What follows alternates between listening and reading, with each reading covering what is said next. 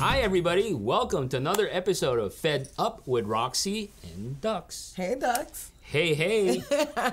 So in the last episode, we talked about how Microsoft 365 can empower the mobile workforce in the government. Absolutely. So what I think we want to talk about today, which is related to the first one, is speaking of mobile, how can government agencies protect data on mobile devices? I know that's a big question you get all the time. Yeah. I get all that time from customers. So I thought we'll share 5 specific ways on how government agencies can protect their data on mobile devices. I think you're right on target. All right.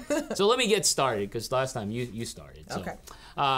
Number one, you got to have a mobile security strategy. And in order to implement this strategy, make sure you use a mobile device management tool like Microsoft Intune.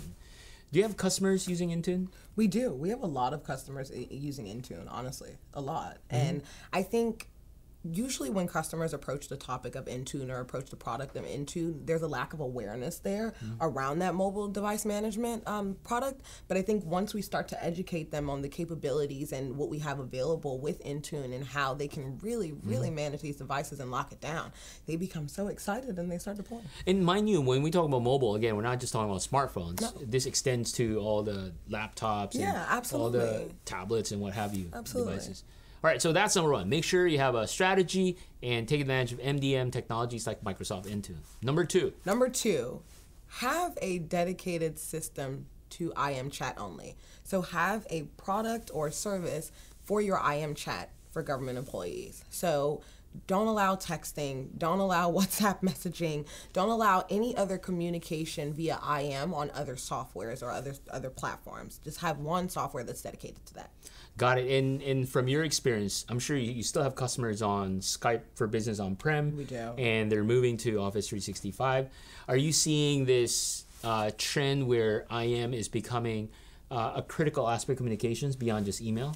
It is, because when you think about the workforce that's coming in to government or that's just coming into the world in general, that younger generation, they love that persistent chat. They love that IM, that kind of instant communication. And we're seeing that they're not waiting to send an email, a coherent, cohesive, like well thought out email before they get the answers that they need. They're going for it. Absolutely. That's a good point. Like, look, I have to confess, in my personal life, I only use email for my Amazon receipts, frankly. I have to say the same. I ping people on IM tools. So. I do as well. All right, so have number 2, have a IM strategy on communications, use IM technology. Okay, my turn. Number 3. Number 3 is we got to educate employees on risk. Yeah. Sometimes while technology's great, don't get me wrong, you could do a lot of stuff, you can communicate and collaborate, but the world we live in is complex, right? We see a lot of issues around data breaches. We see a lot of issues around, and again, I don't think people are malicious, but people, accidentally leaving their devices somewhere unlocked and other people getting access to it. So educate employees on risk and just have standard operating procedures on certain types of content need to be classified, where it should be put, where it should be not put. You can't take pictures, right? So a lot of these very basic, which sometimes we assume people know what to do and not to do. We just have to lay down the rules, and if we can use technology to enforce it, just like Microsoft 365, that behind the scenes, even if people don't do the right thing, there's always plan B. But again, education is important. I agree. Okay. That's number 3. Okay, now we're with number 4. Yeah. For number 4, have employees have a dedicated place for email and allow only government communications on that email. So do not allow government communications outside of that dedicated email software if they're sending mail. Sure. So focus on having that, because I think a lot of times we communicate when when you're at work. I'm pretty sure you at AvePoint, me at Microsoft, we communicate and we might pull out our phone to do one thing, or we might go communicate on another platform like LinkedIn and really have that communication there, when that communication needs to stay in that software, and that software system that's managed by the government agency for that communication. Sure.